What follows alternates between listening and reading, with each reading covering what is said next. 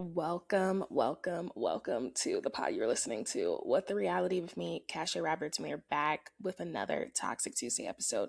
We are actually being very proactive today. It is a Sunday. You guys know I do not film on Sundays at all.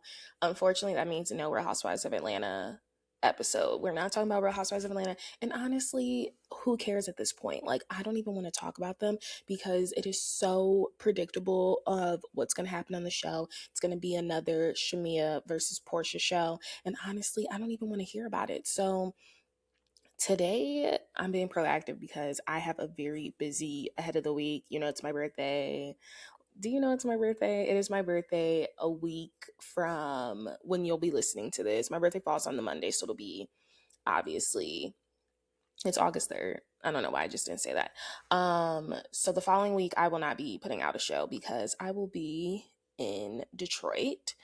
In true cachet fashion, every birthday, I don't care where I'm at, I'm going somewhere besides Cleveland. Like, I live in Cleveland, so I try to get away. For my 25th, I started this tradition, so I'm turning 27. So I've only been doing the tradition for, this is going to be my third time now. So when I turned 25, I was in Vegas, which was hot. I promised to myself I would never, ever go to Vegas ever again during August heat. It was honestly insane. It just was not worth it to me. Also, guys, I have an amazing glow right now because I just did one of my favorite face masks, Biodance. Shout out to them. Um, and then for my 26th, which was last year, I went to Mexico, Cancun. Okay, I do remember talking about that on the pod. Cancun was just a trip for the books. Like, I want to go to Cabo. Maybe I'll go to Cabo next year. Ew. I don't know what I'm talking about next year. Maybe I will go to Cabo though, because I just like Mexico and I hear Cabo is like a whole other vibe. Cancun, very fun, very intimate, and I just had a blast in Cancun. So this year it's going to also be another intimate trip. I'm just going with my one friend. We have been talking about doing a quick trip, just a quick getaway, literally this whole summer. Not even like, we were talking about this in the spring, like we just need to drive somewhere. And you know, with me just moving into my first apartment, everything, the funds is a little different than they were last year because I was able to really plan and save for Cancun and stuff. And then this, I was kind of like saving for my apartment and stuff. So didn't I knew this trip was going to be a lot different than last year. Even though I spent a very good amount of money last year, I got a lot of buck for my coin. The economy is obviously worse. And it's like, if I'm going to spend that much, I'd rather go international. So I'd rather not spend as much. So this year I'm going to Detroit, which is literally like a 2.5 hour drive. The hotel I'm staying at is the reason I'm going. Okay. I'm not going to say what hotel I'm staying at yet. I'll say what hotel I'm staying at after I've stayed there. The hotel is gorgeous, though. That's most of the reason I'm going to Detroit, because you're like, what's in Detroit? Detroit's actually up and coming. Hey, Aaron from Real Housewives of New York. Detroit is very up and coming. I went to Detroit last year. I was in Detroit. Even just the downtown and everything, like, it's very up and coming. It's very nice. I will say the city is really nice. I wanted to go to Chicago this year. I was going to drive to Chicago. I don't know how people do it, but I'm like, 5 hours, 6 hours to drive to Chicago. Gas prices are insane. The flights were insane. Keep in mind, Chicago's literally the next city over for me. I hear it's cheaper to go to Chicago during the week, but like obviously during the summer it's a lot difficult. I just wasn't trying to catch a flight anywhere. And then I was going to do Toronto. I might still do Toronto eventually, like next year or something. I wanted to go to Toronto because the last time went to Toronto, I was 18 and I was having TMI, the worst cramps of my freaking life. Not even funny. Like, I've never had such bad period cramps to that point where my father asked me, was I pregs?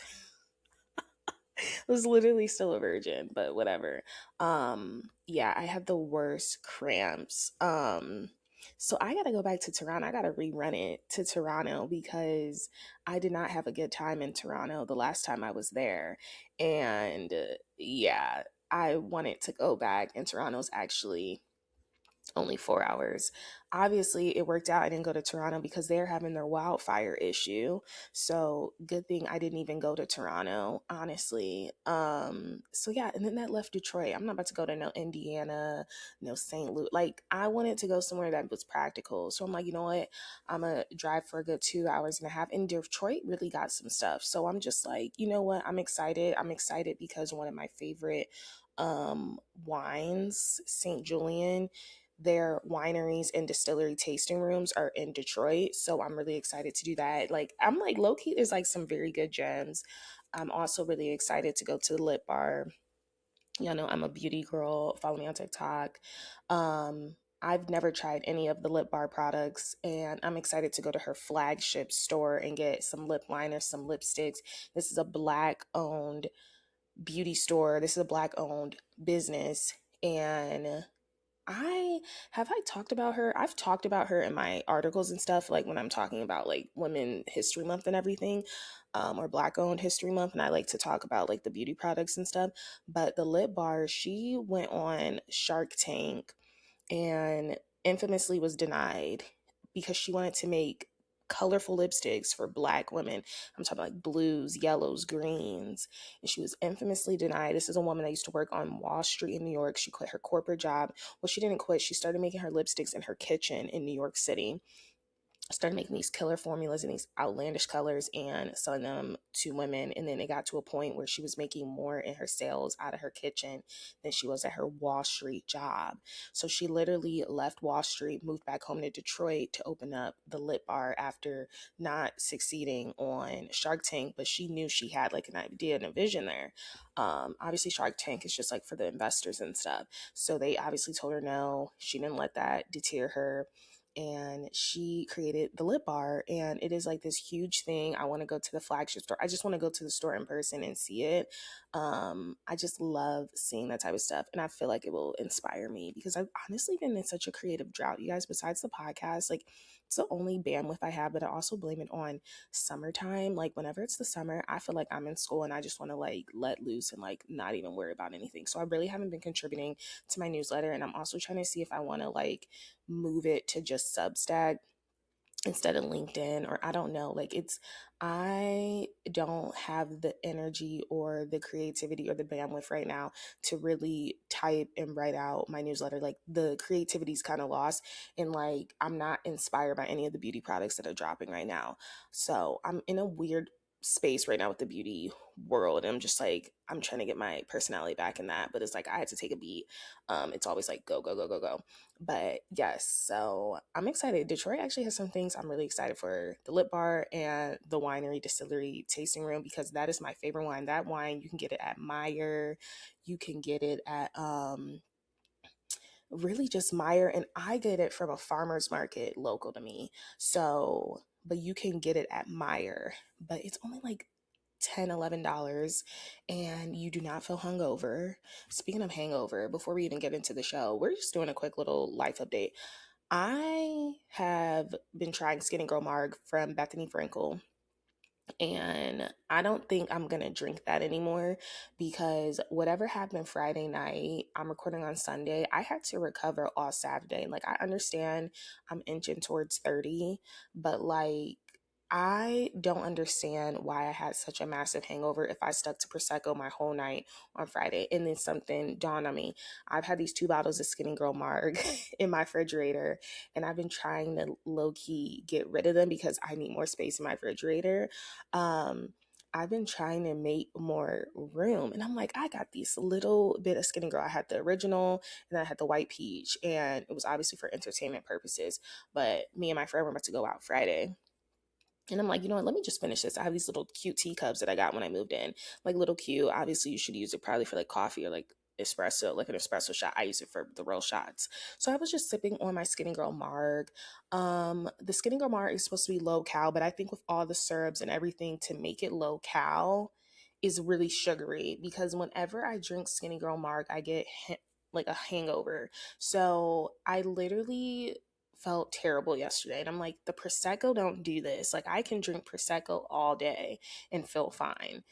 it was definitely giving skin and girl marg whenever, and it reminded me the last time I had it, or whenever I like even pregame with it or drink it a little bit, like I swear I was hungover. So I'm like, you know what? I'm sorry, Bethany. I cannot support that anymore because I was feeling hungover, you guys. Like yesterday was a struggle and I still got up, still was active. I still went to my friend's event yesterday. Um, I just don't even know how I made it though yesterday. Like I was so hungover and I'm like, this is not the life. Like I swear ever since I turned 24, 25, I feel like ever since I turned 25, I've been getting hangovers. And so I try to watch what I drink. Like I know how I get a hangover is something super sugary. So that's why when I am going out, I try to stick to like, you know, just tequila, club water, and extra lime, or I stick to like Prosecco or wine. That skinny girl marg, you gotta have just one of that because even me finishing the little bottles, like I had a little bit left. Like I feel like it was probably like 2 shots worth of both, but I didn't want to toss it out because I'm in this phase now where I'm paying for stuff and we're gonna use everything up. Um, because of that, I had 2 technical margarita shots. I just think my body couldn't handle it. Also, I don't think I ate enough Friday. So yesterday I was definitely feeling it. I'm recording today because I'm getting my hair retouched. And actually, my hair actually looks pretty good on camera, but I am getting the roots touched up because, you know, my birthday. And for Detroit, I want my braids to just look nice and fresh. And then there's some hair pieces I need to get retouched up. So I'm recording today on Sunday because tomorrow it's not a typical Monday for me. Like I'm already gonna go into work a little later to get my hair and everything figured out. And then yeah, it was just giving, I'm not trying to miss 2 episodes back to back. So I'm like, let's be proactive. Sunday, we're vibing. I do have a day party I'm going to later. But I'm like, you know what? Let's be proactive. Let's get an episode out. And that unfortunately means that I will not be recapping Real Housewives of Atlanta. And honestly, who cares? So today I am going to be recapping Next Gen NYC and Below Deck Med. We're going to be talking about those 2 things because there's been a lot going on. But I think perhaps the first news we have to start with in the Housewives universe is that Whitney, Rose, and Justin have announced, I don't know if they've announced their breakup yet, but it's being reported that they're living 2 separate lives, like completely. This is the breakup I did see coming. If you could ask me which breakup, I've been saying this for so long. You can ask anyone that I talk about Bravo stuff with. You can ask my mom. Like, I have said it from the jump since I've watched Salt Lake City. I said the first breakup on that show, the first scandalous one, besides Bronwyn, because I think we all knew with Todd that it was giving who's Todd. On Real Housewives of Salt Lake City, I was like, Whitney is trying to push this constant narrative that her and Justin are not in a good space. And every time I watch the show, he acts like they're in a fine space. But it was giving to me that she was ready to leave this man because she resented him. As soon as he wanted to invest in her business, he's like, you need to give it these investors. They drive Wild Rose Beauty underneath the ground. And my thing is, that would be difficult for me to move on because are you still mad that you got fired from your job from showing your 2 whole cheeks on camera? And because I think their relationship has been off ever since the second season because he got fired from his job. And so he went from being the breadwinner to now he's not the breadwinner. Now she's the breadwinner. And now he's contributing around the house and stuff. Like, you know what I mean? What Charlie say? A house husband. Oh my gosh, we got to talk about Next Gen NYC. Charlie and Georgia, I know they're supposed to be the villains, but I actually love them. They are made for reality TV. So yeah, I kind of already knew. So now it's being reported after 16 years, that they are no longer together or they're living very separate lives. I would not be shocked if Whitney comes out with a woman because she's been very open about that, or if she has a new hot thing on her arm that's like can pay for stuff. I think I'm not shocked.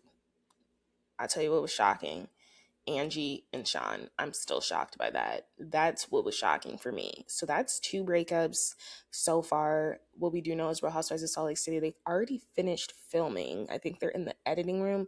I don't know if editors, now that this news is coming out, is going to be highlighting stuff. But what's really annoying is that we're going to be watching 2 couples pretend like everything's okay when it's clearly not. It's going to be like the Bronwyn and Todd show. When it's like we kind of knew Bronwyn and Todd were never okay. So it'll be really interesting to see how this honestly plays out. And yeah, I don't know. Am I shocked? No. Are you guys shocked? Another headline, another breakup, I guess we could say, is Nic and Olandria have announced that they are no longer together. And who would have thought the folks would have been insane? To be honest, I caught this as well. I don't know if I just had like a strong intuition this week when I saw the whole Trinity and Bryce people cover, which honestly, if I was Trinity, I would be upset because 1, why are you putting me in this floral dress? And 2, why didn't you make sure my hair was blended before I took the picture? There's a picture and her hair is not blended. It looks terrible. Regardless of that, I saw the people cover. And I was like, I wonder at what point is Nic and Olandria's contract kind of over? Because now it's been a year. And typically when you're in a showmance, a PR relationship, because that's what it was always giving to me. And it's like, I like them aside, but I could definitely recognize that was not a romantic relationship. That was a relationship for the PR and for the success of the show. Everyone was rooting for Nic and Olandria. They call them swirlers, and now that has carried on to Trinity and Bryce. And I think that's why I'm so like hesitant with the whole Trinity and Bryce thing, because I think when Nic and Olandria is like, yeah, like you could tell like he low-key like liked her, but I don't think Olandria was ever like romantically like interested in him. And the people, we're going to talk about a couple of things, because Love Island USA, there's like 3 different seasons of drama going on right now. So we're going to talk all about that. So Nic and Olandria, they have remained great friends. And yeah, they're just no longer together. I don't think they were ever together though. But I'm like, clearly you got to keep up your appearances. Trinity and Bryce, I hope you guys can't hear my washing machine. Trinity and Bryce win, and I'm like, okay, now there's a new couple, a new clear, in my opinion, PR couple that everyone is trying to push. I'm not buying it. And I don't even know if I bought Nic and Olandria. I was just so happy for Olandria because I just felt like her treatment that season was terrible. Her and Shelly's treatment was terrible. Like, it was so racist, and it was all in defense of Huda.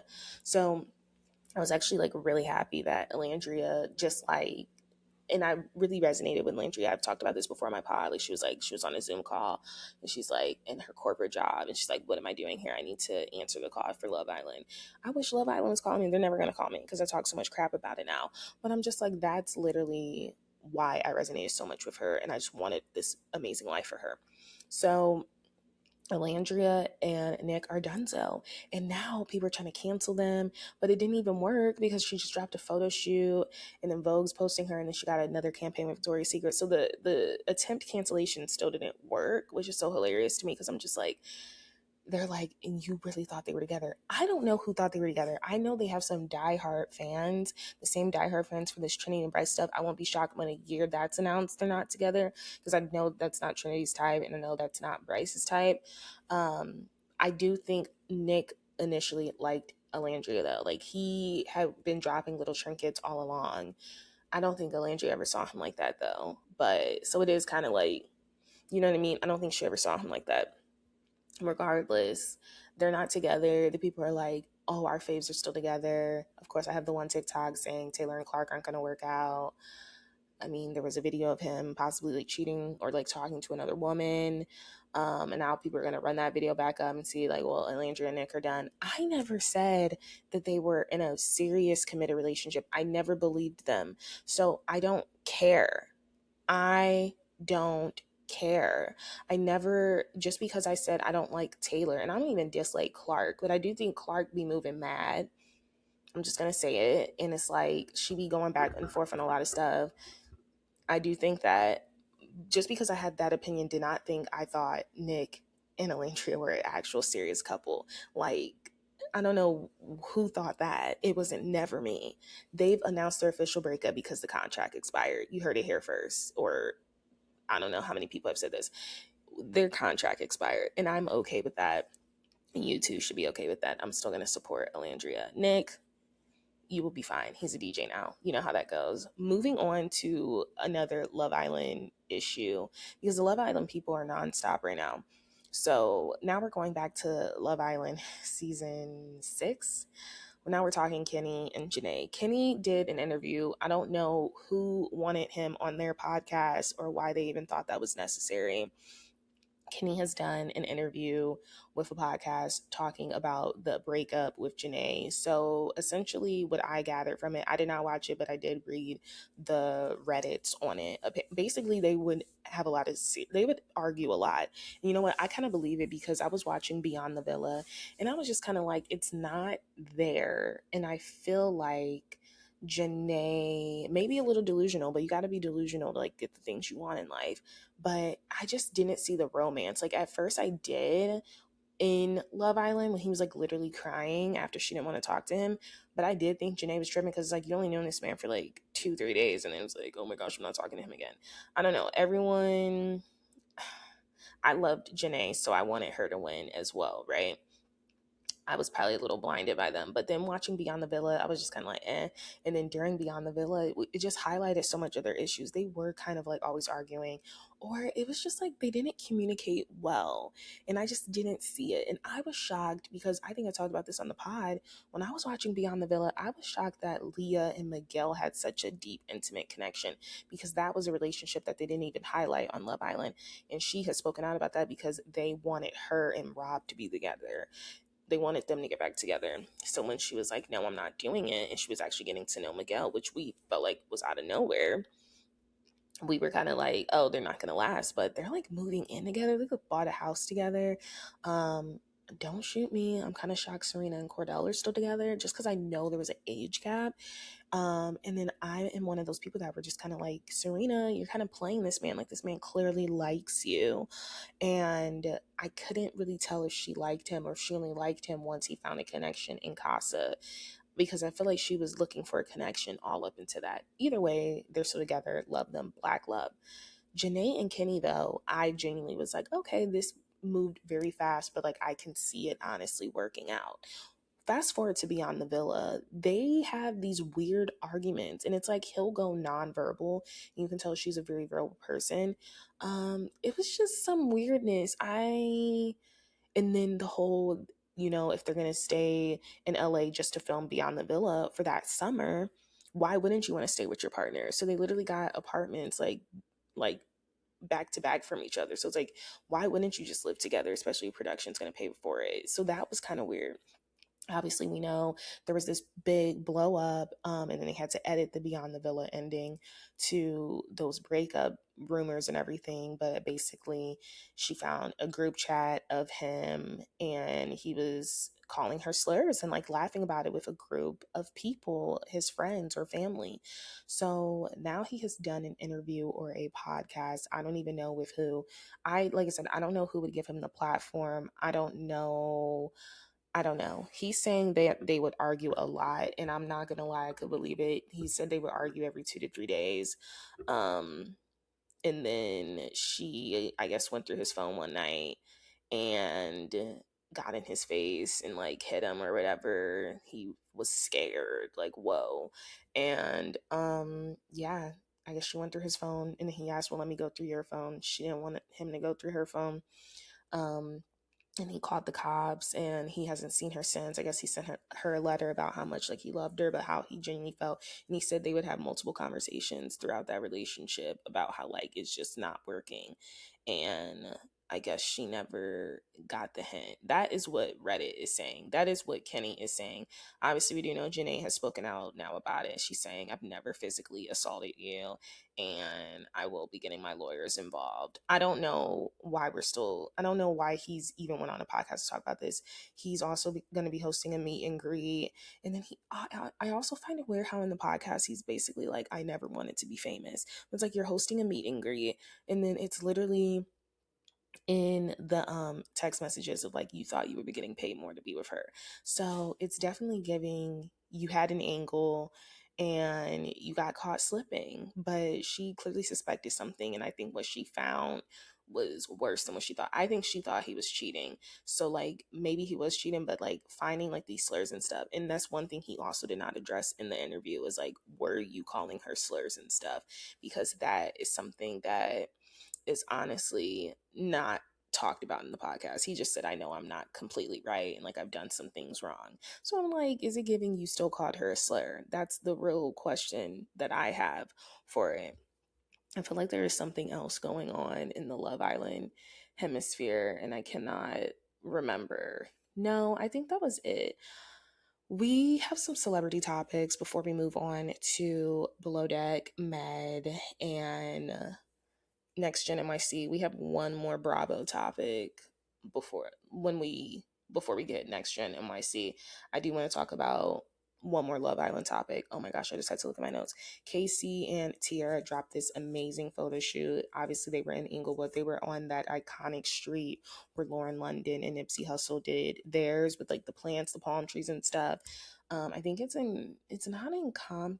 Is it in Inglewood? It's like an infamous street. A lot of people do their photo shoots. They did that, and then they dropped a they dropped a not a podcast, but they dropped a YouTube video, and they dropped a YouTube channel, and they are basically interviewing each other.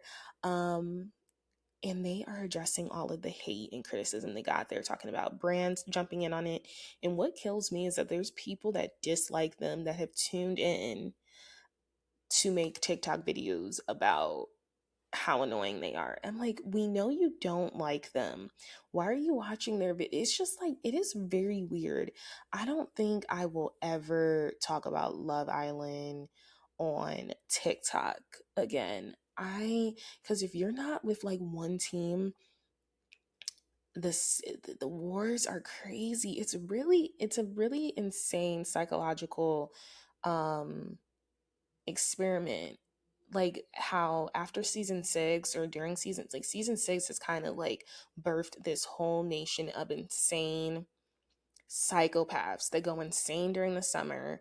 They have their faves, their stan wars. It's a very interesting human experiment, how people's behavior. It's definitely a different type of audience than Housewives. Like Housewives, like how I feel like Housewife fans are a little reasonable, you know?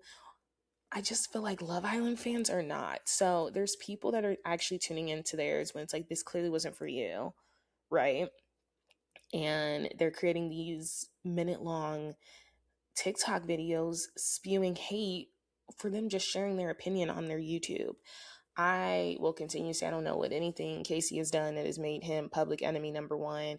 I said he was damned if he did, damned if he didn't. I honestly didn't even want him coupling up with a black woman because I just didn't want that because I knew it was about to become something, because I know how people are about the black women and I love that. But it's like in the same breath, you're tearing down black men. And I just don't think he's ever done anything that crazy. Was he talking a little shit? Yeah, but they all talk shit in there. I don't think he was ever like disrespectful towards her or anything. I just think people were upset because I think they wanted that black couple to win. And yeah, but Casey and Tiara, they did their own podcasting. I think their YouTube channel's up to 50K subs. So I love that. Just talking about like the backlash and how it's important for them to tell their story. And I think it's a really smart move on them instead of going on someone else's podcast for them to just post it themselves. And then you're talking about like the racism, you know, and how it's even coming from black people, the whole photoshopping. So they address all of it. I don't know if I'm going to watch it because I am removed from everything Love Island right now. Like I said, I just report on the headlines because at this point I am fatigued out. And this always happens. I'm always super fatigued. Keep in mind, I'm still watching Love Island UK. Their finale is the 29th, which I think is Tuesday, or their last episode, I think. Is it Friday? I think it's the 29th. When is the 29th? Oh, it's Wednesday, maybe.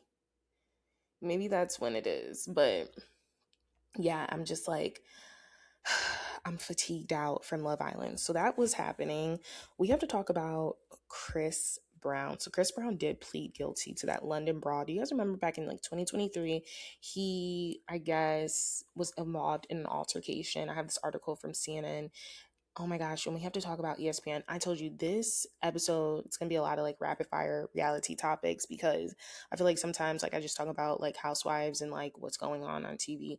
But versus this week, obviously I'm not talking about Atlanta, but we have so many reality topics to get through because there's so much news going on right now.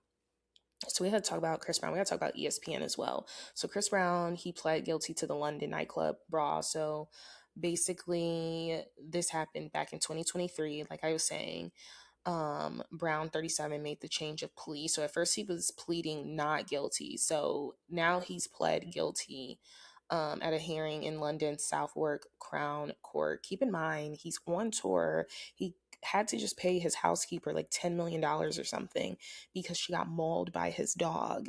I don't think, I'm not like this, like, oh my gosh, like if you're associated with Chris Brown, if you go to his concerts and stuff, I view you differently.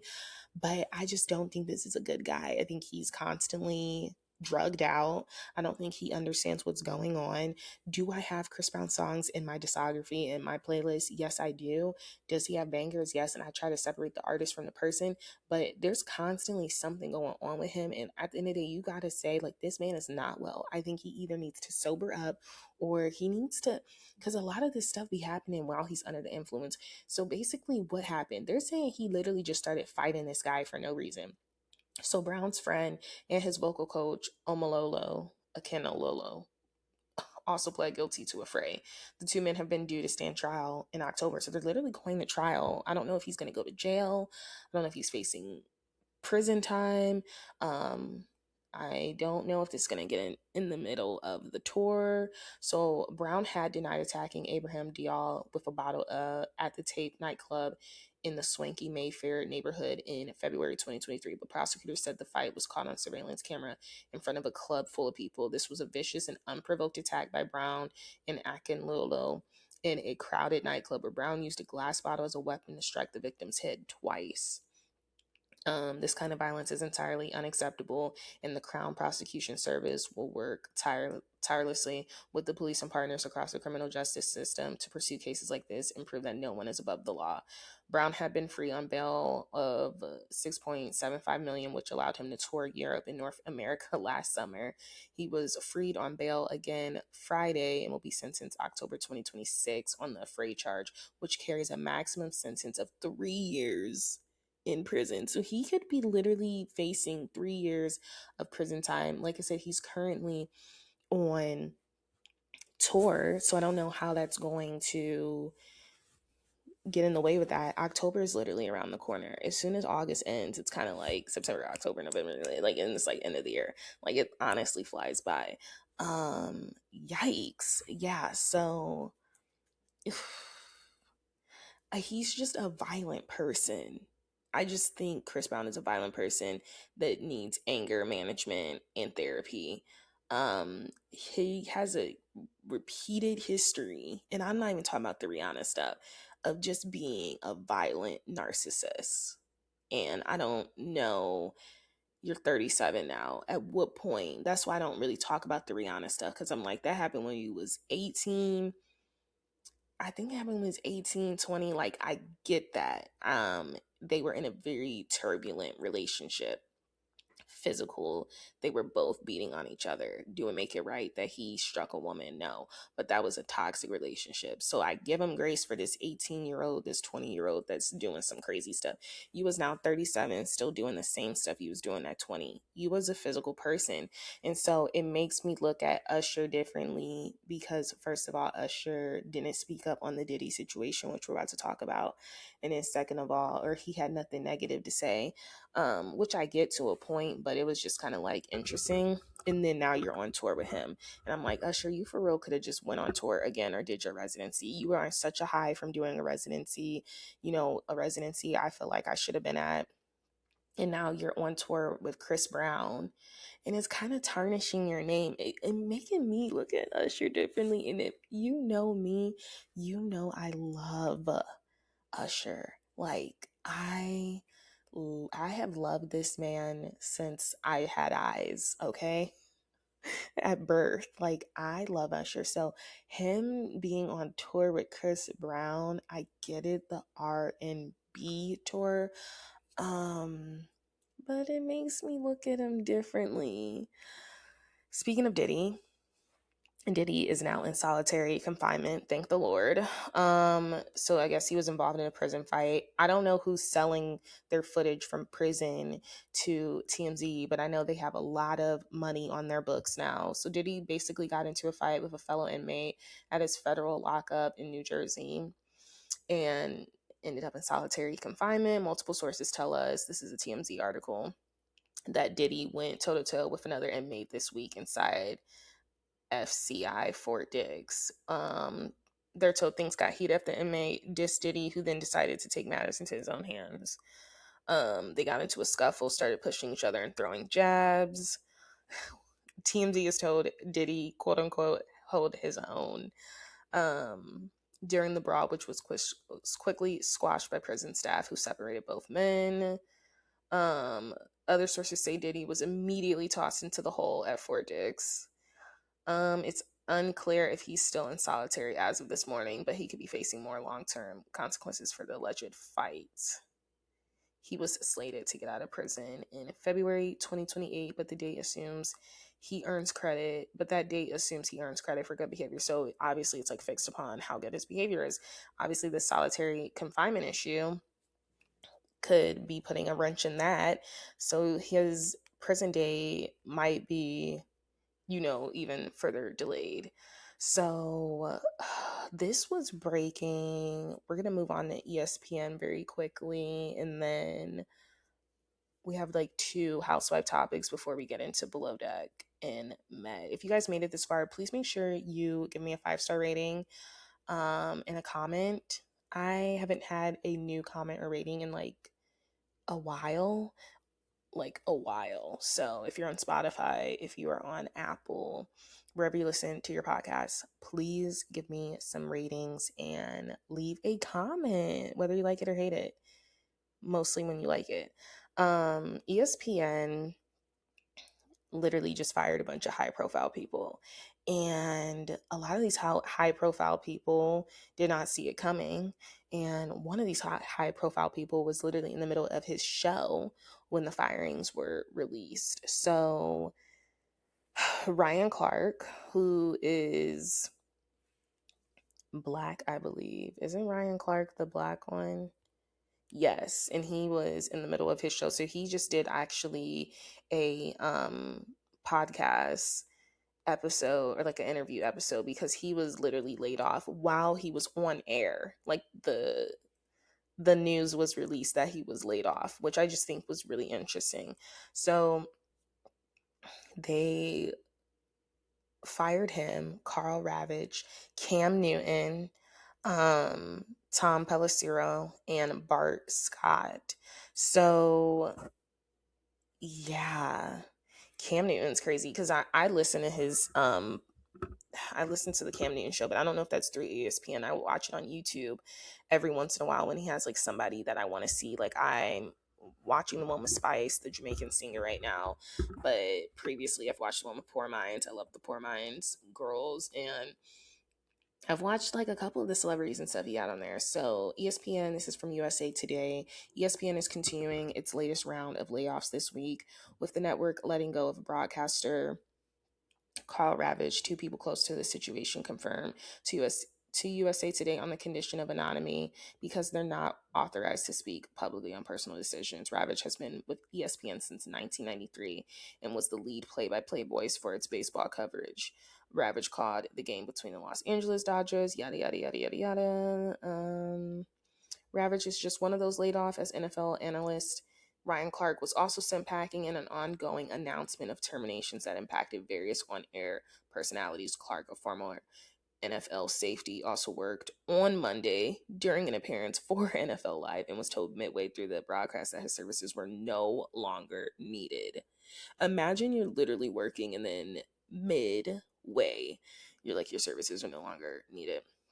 The Athletic reports that the network planned to lay off Clark on July 21st. The timetable was pushed up as the network wanted him to hear the news in person rather than read it over online. I wonder what Cam Newton is gonna say. I don't think Okay, so what's causing these ESPN layoffs? Everyone in the that's why I'm like when people are like, "Oh my gosh, do you regret your degree, media and professional writing?" Low key, because I got into these when the business was booming. 2017, 2021 is when I went to school, and as soon as COVID and then like the rising of AI after that, the media industry and now the writing industry, two of the most, they would say beneficial careers, at least writing. Like it's good to have a writing degree. AI is doing that now, and they're really adapting to how people write and stuff. Like I said, the biggest thing has been like if you use an M dash, they're saying you use AI when it's like I was using that beforehand. And I think that's also where a lot of creativity is now getting lost because it's like you really can just go to chat GPT, articulate what you want to say, and it's like right there versus like we used to literally have to sit here and think about what we wanted to say and what we wanted to write. And so the loss of creativity is literally getting swallowed by AI. And then keep in mind, these companies are seeing that with the AI, so they're laying off these people. So why did ESPN lay off all of these highly successful, high profile people? Employees at ESPN and NFL Network are having to deal with the harsh reality of corporate consolidation. ESPN's acquisition of NFL Network earlier this year is what's triggering most of the jobs cuts being executed this week. Okay, so they're saying it's because of that. They're not going to say it's because AI and they're getting other people to do this stuff, or they're hiring one person to do a bunch of stuff, hiring younger. But I guess that's what happens with consolidation. While most of the job impacts are tied to the acquisition, we will also notify colleagues in other parts of the company today that their positions have been impacted. So this is like beyond high profile people. They're laying off a ton of people. Um, Really sad. Really sad. What else do we have going on?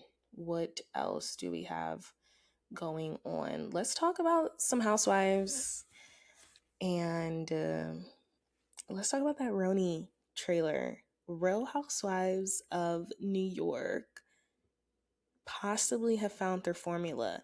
They went back to the lab. They got rid of Bren, Uba, and Jenna Lyons, and they brought three new housewives and Carol Radziwill back to return, and she's holding an apple.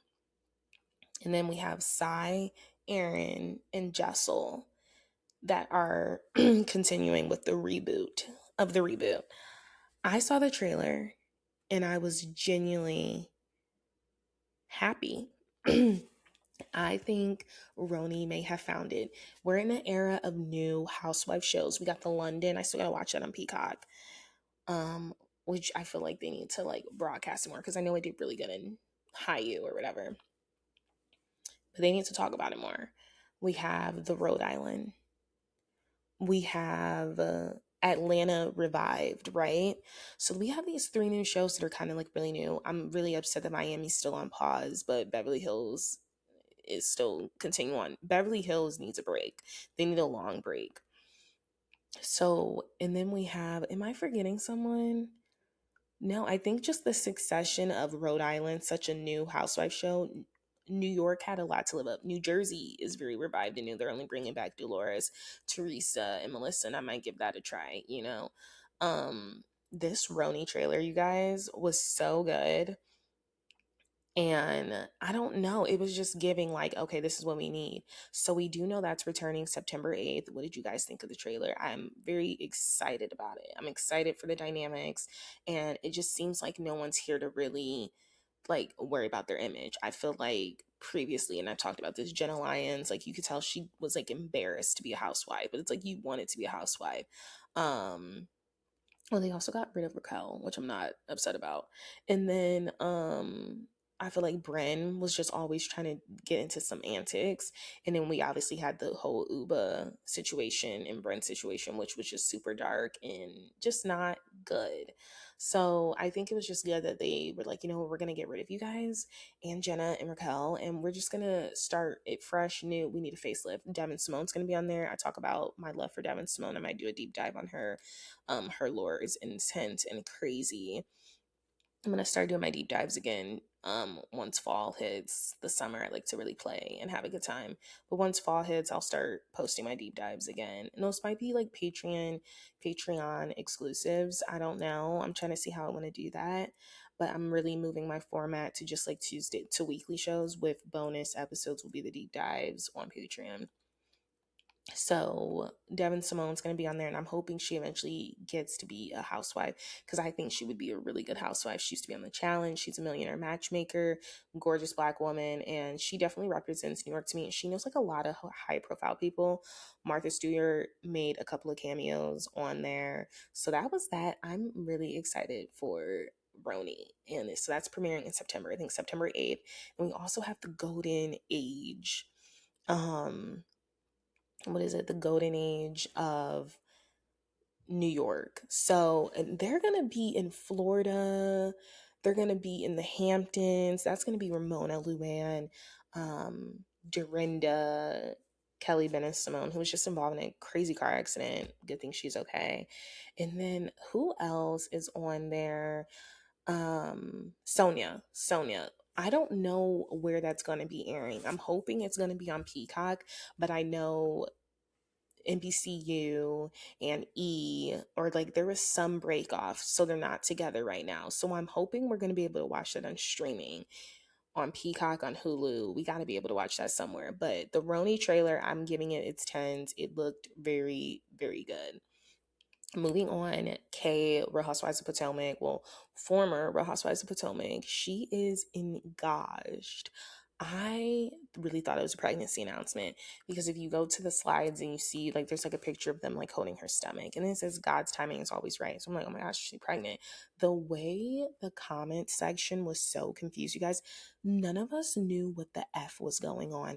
We were like, are you guys married? Are you engaged? Are you pregnant? Carlos Kings was in the comment section. I think Andy Cohen was like, congratulations. Like, what was that announcement? I'm glad for Kay because there is no one else besides Kay that has wanted Greg more than ever.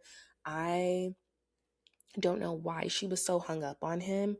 I hope they do make it to the aisle and I hope it ends. I hope it goes well for her. I made a shady TikTok post and I don't care. I was like, this is everything she's ever wanted. And it is. I don't know why she's been so thirsty to chase Greg of all men. He has kids. And he was low-key disrespectful to her. He was a lot better this last season, but it was very aloof. Like it was clear she was waiting for the ring and he gifted her the picture frame.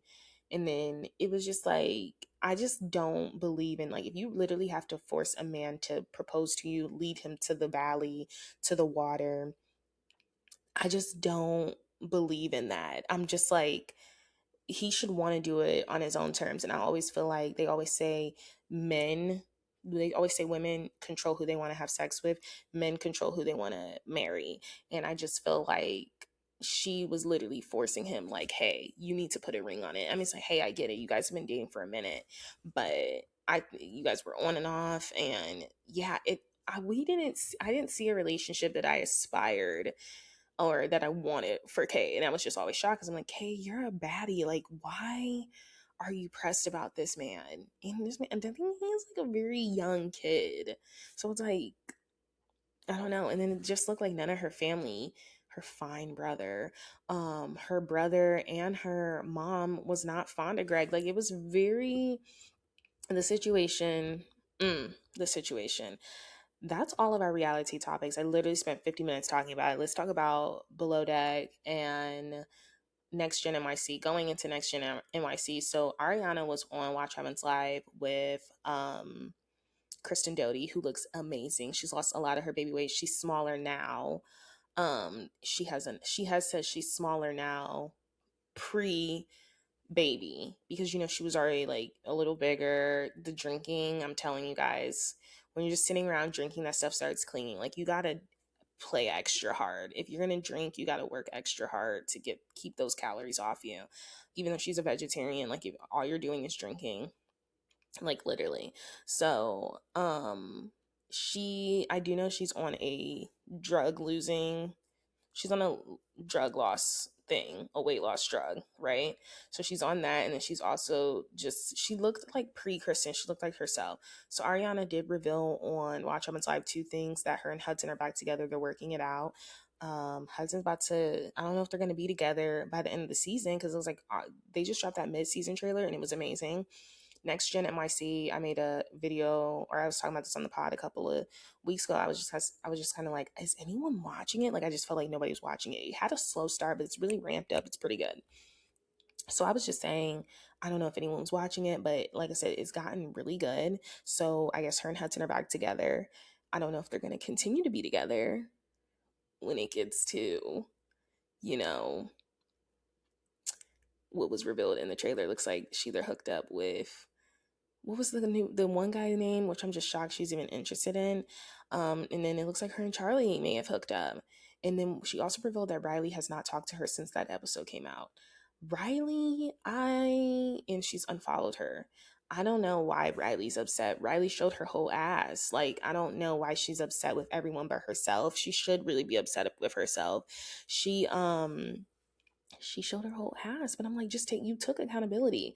But I think for you to even try to switch the narrative that, you know, it was Ariana that probably should have protected you or should have made sure it never even escalated. I'm like, you're just like, it's kind of showing how entitled she is. And yeah, it's not a good look. I wouldn't be shocked if Riley doesn't come back, or if they're doing a Next Gen Atlanta and she'll want to be a part of Atlanta. Um, it's not a good look not to take accountability, but I give Riley grace because she is so young and she's 23, 24. Like, that's just certain stuff like you're not gonna get, but as you get older, it's not cute. But I'm also scared because Candy, she was the only child for a while, and I've been peeped Riley's game. Like, you know when you can tell, like, just kids on reality TV. I've always said Riley kind of had like a bad attitude. And Candy kind of just let her get away with it, but I think it's because that's like her only kid. But it's like, I can't speak on how Candy mothers and stuff, but at least from what we've seen, even when Todd would come in the picture, Riley's continuously had like kind of like a bad attitude towards like just things. So I don't know. I think she's coming on very entitled if she's upset at Ariana and holding Ariana accountable. We gotta talk about these housewife kids. The housewife kids they were the ones that moved the needle for the show, right? Are they needed on the show? I would say Ariana contributes a good amount. You know, I could tell she's a good person. Does Gia and Brooks contribute anything? No. But Riley's obviously contributes something because everybody's talking about it. Brooks is not necessarily on the show, but he's a lot fitter on the show than he was on Salt Lake City. But it's kind of like, I don't know. Brooks is kind of, I just sometimes feel like he's a tryhard. We got to get into Charlie reading Brooks for filth. And it's like, you can't like Charlie or Georgia, but they are necessary on the show. Those are people that are born for reality TV. So now you got the two villains beefing with each other when they used to be friends. But now you got Charlie telling Brooks that nobody respects your dad. You don't even respect him. He's a freaking house husband. That was funny. Amira, because I know Amira as an influencer and I've seen her on TikTok, I was a little hesitant with her because I'm like, oh, is she going to kill her about her image too much? And now it seemed like she really don't give an F because she is leaning more into that don't F with me and all this stuff. She is going off. When Georgia then told her that Charlie said that regardless, your man is gay, because, you know, insinuating because she's a man at birth, her boyfriend's gay. So even though she's a transgender woman, she's a woman. I mean, you know what I mean? So now there might be issues with her and Charlie. She went off on Charlie. She be going off on Georgia. The people that aren't housewives, they show up to play. That aren't housewife children, and it's really interesting to me. Even Ava looks like she's kind of playing more into it.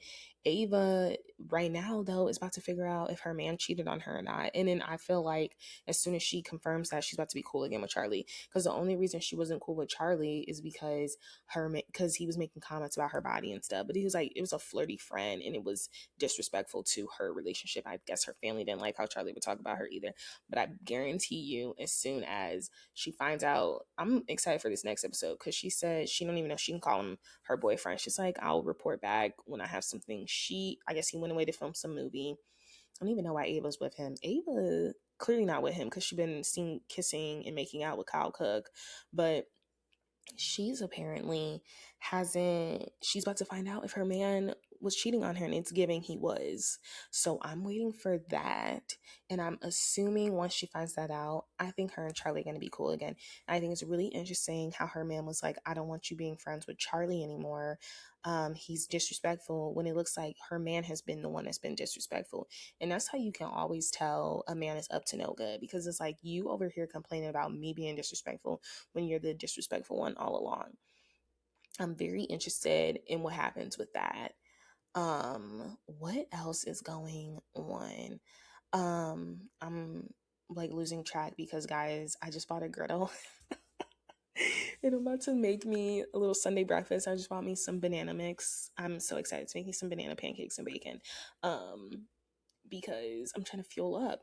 But what else is going on? I just think Next Gen NYC is really good. I literally resent the fact that I said, is anyone watching that show? Because it is warmed up. So we got a lot of things going on.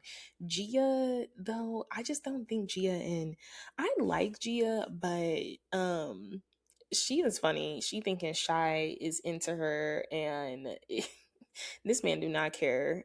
This man do not care.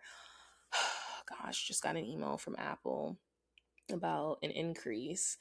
Somehow though, you guys, I'm still on a student membership because my student email still works, and I graduated literally 5 years ago.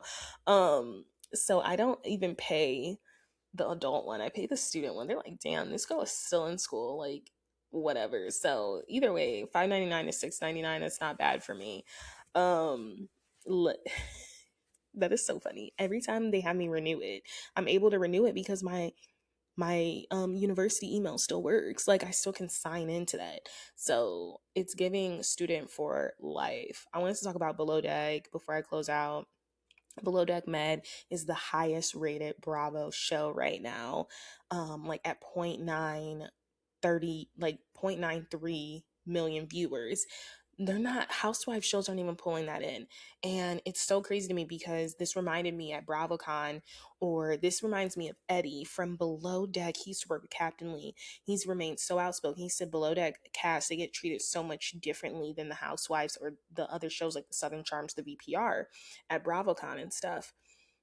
They get treated so differently that by Bravo, and he doesn't even work for Bravo anymore ever since he's came out and said that, because he just felt like they